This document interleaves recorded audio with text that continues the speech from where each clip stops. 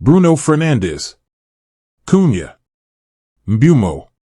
You could easily name several standout performers for Manchester United this season, but if we're talking about a player who has truly changed the game, it's hard to look past Senne Lammens. Had he not stepped in for Andre Onana between the posts last summer, United's form might still be patchy, their defense fragile, and the club closer to a relegation battle than challenging for the top four. Not long ago, though, the 23-year-old's prospects weren't looking so bright. Questions about his lack of experience, combined with United's failure to sign a seasoned goalkeeper over the summer, led many to fear a repeat of past goalkeeping chaos and another poor season. United's struggles with goalkeepers have been mounting for years, particularly after David De Gea left in 2023. Once celebrated as one of the world's best shot-stoppers and a cult figure during United's toughest post-Ferguson era, De Gea's later seasons were marred by mistakes. His difficulties playing out from the back also held the team back from adopting the modern, possession-based style their rivals were mastering. To tackle this, then manager Erik ten Hag brought in Andre Onana, a keeper renowned for his ball-playing ability and fresh from a Champions League final with Inter Milan. Yet Onana's time at United proved inconsistent, and his errors contributed heavily to 8th and 15th place finishes in consecutive Premier League seasons. Let's just say, he couldn't even save a PDF, metaphorically speaking. After two underwhelming seasons, it was clear United needed a fresh solution. Originally, the plan was to bring in a new keeper only after selling Onana or Altay Bayındır.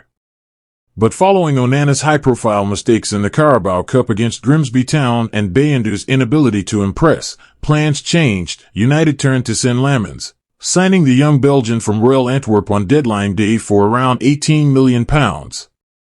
Meanwhile, Onana dropped down the pecking order and eventually went on loan to Trabzonspor. It was a bold gamble, pairing a backup who'd barely played with a 23-year-old with only one full top-flight season. In hindsight, it was a masterstroke, combining reliability and future potential in a way Emi Martinez could not. Being United's goalkeeper carries enormous pressure, but also huge rewards. Amorim handled Lammens carefully, allowing him to settle without rushing him into the starting spot. From his debut against Sunderland in early October, where he kept a clean sheet, Lammens has been calm, confident, and steady, helping the team lose only 3 of the 19 matches he started. Of course, he's not perfect. His tendency to close down shooters late has occasionally left him slightly off balance, making some saves harder than necessary. But compared to the glaring mistakes of his predecessors, these are minor and fixable through coaching. Statistically, it's interesting. In 19 appearances, United conceded 27 goals and kept 3 clean sheets, with a 62% save rate, below the 77% he had at Antwerp. But exclude penalties and own goals, and he's allowed just 23 goals against an expected 24.9, effectively saving 2 extra goals. These numbers highlight United's defensive inconsistencies rather than Lammens' ability, which has shown in key moments, often keeping the team in matches or securing crucial points. One standout moment? His double save against Wolves in December, showcasing not just reflexes but sharp decision-making mid-air. Lammens excels in one-on-one situations, positioning himself slightly closer to the line to gain precious milliseconds, then quickly closing the angle, a stark contrast to Onana, who often left too much space. His footwork and balance are reminiscent of De Gea at his peak, making him a reliable shot stopper.